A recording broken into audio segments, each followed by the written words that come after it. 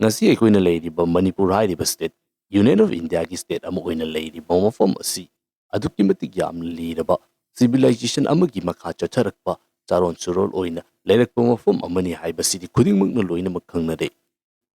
ngasi aikoina Manipur haina khangnariba state matam amagi kanglaipak hairiba lamdam asi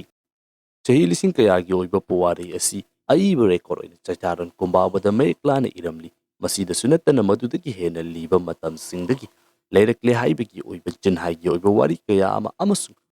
ngasi Manipur haina khangnariba lamdam asida matam amada ningthau panduna top topa tonganba leibak ama oiduna leiringaigi matamda ningthau singna lepa leitana makha tan leitharakliba kangla hairiba ningthau singi oiba mafom asida archaeology singi maikeri thijinba matamda chahi lising manga rom liraba mai ikpa chapu thingna kibadusu amani ngasi Manipur haina khangnariba lamdam asina matam amada top topa tonganba leibak ama oiduna ningthauna panba leibak ama oiduna leiringaigi matam adugi warising Manipur ke yumthangnaduna leiramba yumlonaba leibaksing khakta nattana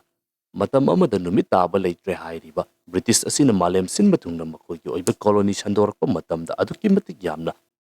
thauna phaba lamdam ama oina British singi maikeibigi Manipur hairiba lamdam asibu makoina describe tawduna record kaya amada iduna thamlamki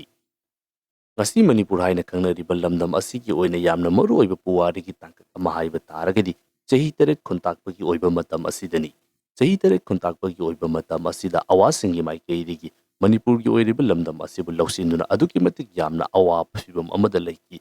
awasingbu takthoknabagi damakta British singi mateng lauduna awasing takthokraba matungda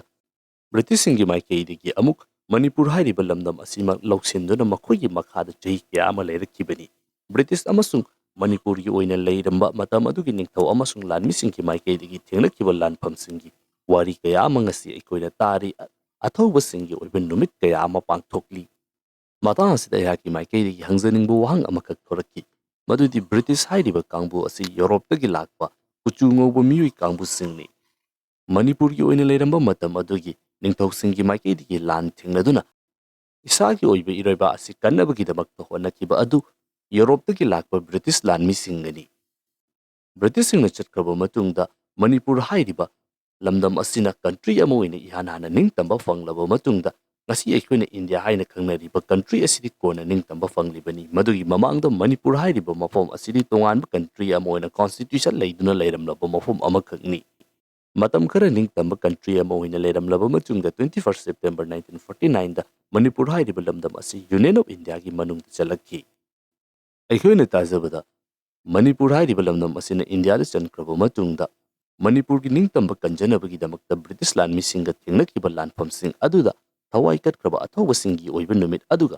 matam adugi oina leiba British singi oiba lan thengnakibagi oiba numising adu ningsingbagi oina numitsing pangthoknaba honarakpa matamda India lengaki maikeidigi yamna kanna athingbas kaya ama thamlakhi haiduna ahlaman kaya amagi maikeidigi phungdoklami ngasi aikoina yamna chawna pangthokliba athauba kaya amagi numit fawba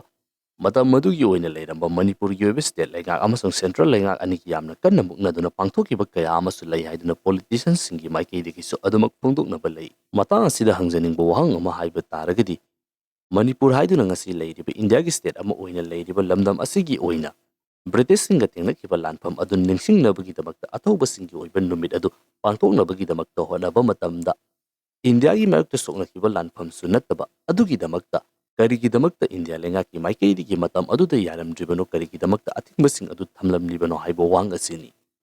hairibo wahang asigi pakum asi karino aduga wahang asigi matangda adom adomgi oiba wakalon asina karino comment section da phongdokpiramu